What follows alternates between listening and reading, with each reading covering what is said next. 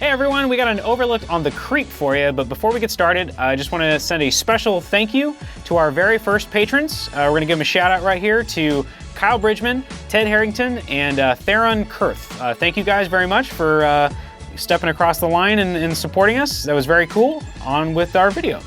I love a good noir, and that's because, like some other folks who react a little less shocked to the horrors of the world than they should, who maybe laugh more at dark shit than they should, and who maybe drink a little bit more than they should, I recognize and appreciate the cynicism and nihilism inherent in the best noirs. Forget it, Jake, it's Chinatown. The noirs that look into the abyss, reach in as far as they can, and bring back some truth about the human condition that's hard to swallow. It's more than cops, criminals, private investigators, and femme fatales. Though noir was birthed in black and white, the best noir lives in gray, where the protagonists do one right thing in 10, and bad things happen to good people. It's great. I love a good noir. I know a good one when I see one, and The Creep is one of the best.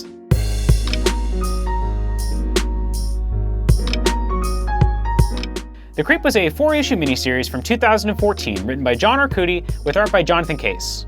The people that knew what was up bought it, though it didn't blow up the charts. But Dark Horse gave it the hardcover treatment anyway, as if they knew they had something special and people would eventually figure it out.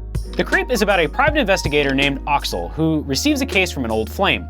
Classic noir stuff. Except, take one look at the guy and you can see he ain't no bogey. Oxel has acromegaly, a disorder resulting from too much growth hormone. Think Andre the Giant. Anybody want a peanut? Or in the case of this book's real-life inspiration, Rondo Hatton. Rondo Hatton was a good-looking young guy, a news reporter. He fought in World War I, but not long after started showing signs of acromegaly. His first wife left him as his condition got worse. He was noticed by a filmmaker and given a small bit role. He eventually got remarried and learned to parlay his looks into playing bad guys in Hollywood. He was being groomed as the monster without makeup and eventually became known as the Creeper. But before he could enjoy it, he had a heart attack and died. Rondo Hatton will not be the subject of any Lifetime originals anytime soon. However, using Rondo Hatton as the inspiration for Oxel is a great way to subvert the private eye stereotype. Like classic PIs, he's a cynical loner. However, he's also ugly, awkward, and at times cowardly. He's picked on by the local kids and can only buy time with women. But it's also Rondo's life story that informs The Creep. Like Rondo, Oxel remembers being attractive and dating smart, pretty women. Of course, it's one of these old flames that brings these memories back in stark relief. Oxel receives a letter from the girl he dated in college, long before the acromegaly set in. Her son has committed suicide, and she implores him to investigate if it was more than just depressed teenager kills himself. Despite what the letter stirs up in him, he takes the case. What follows is a lonely, melancholy read about expectations, nostalgia, and bias versus reality, which it telegraphs on the first page, depicting a scene, as noirs do, where we see the how, but not the why. Nostalgia and reality.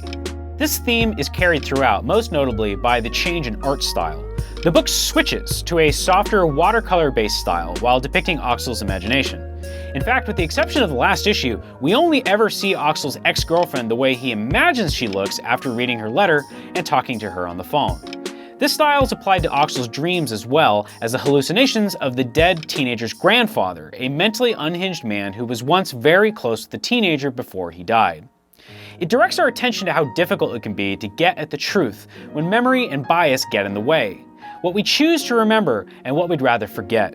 What we want to see as opposed to what's there. It's subtle, but there are signposts to a broader extrapolation of this theme concerned with where America has gone as a country.